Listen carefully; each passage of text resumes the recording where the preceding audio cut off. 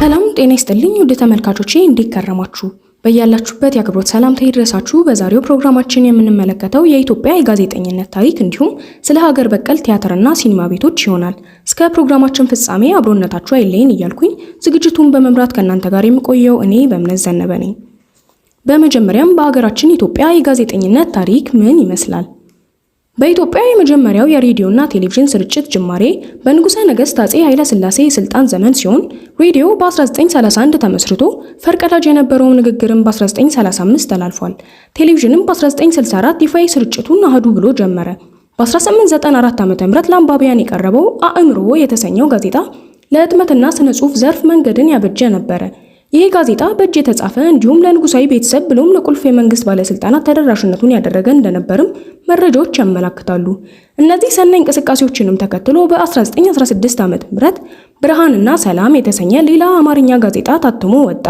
ሆኖም ግን ከ1928 እስከ 1933 ዓ.ም በነበረው የጣሊያን ወረራ ወቅት የፕሬስ ልማት እንቅስቃሴውን በመግታት ኢትዮጵያ ከፋሽስት ወረራ ነጻ ከወጣች በኋላ በ1933 ዓ.ም ንጉሠ ነገሥት ቀዳማዊ ኃይለ ሥላሴ አዲስ ዘመን በመባል የሚታወቀውን ጋዜጣ በማቋቋም የመንግስትን አጀንዳ በማከናወንም አገልግሏል። ይህንንም ተከትሎ ኢትዮጵያን ሄራልድ የተሰኘው የእንግሊዝኛ ጋዜጣ እንዲሁም የኢትዮጵያ ዜና አገልግሎትም ተመሰረተ። የሀገራችን ዘመናዊ ጋዜጠኝነት ታሪክ ውጥኑን የሚያደርገው ከአንደኛው የዓለም ጦርነት በፊት ሲሆን በወቅቱም የነበሩ ጽሑፎች አጋፋሪ የነበረው በ1896 ዓ.ም በዳኛ ደስታ ምትኬ በእጅ የተጻፈ የብዕር ድምጽ የተባለ የዜና ወረቀትን በማዘጋጀት ለቤተ መንግስትም ያሰራጩ ነበረ። በሀገራችን አይረሴ የዘመናዊ ልማት ጉልህ አስተዋጽኦ የነበራቸው ዳግማዊ ምኒልክ የመጀመሪያውን የህትመት ማተሚያ ወደ እናት ሀገር ኢትዮጵያ በማስገባት በወቅቱ የነበረውን የህትመት ክፍተትም ማጥበብ ችለዋል። በኢትዮጵያ ጋዜጠኝነት ታሪክ ውስጥ የፕሬስ ነጻነት በተለያዩ የመንግስት ዘመናት ለየቅል የሆነ ገጽታም ነበረው።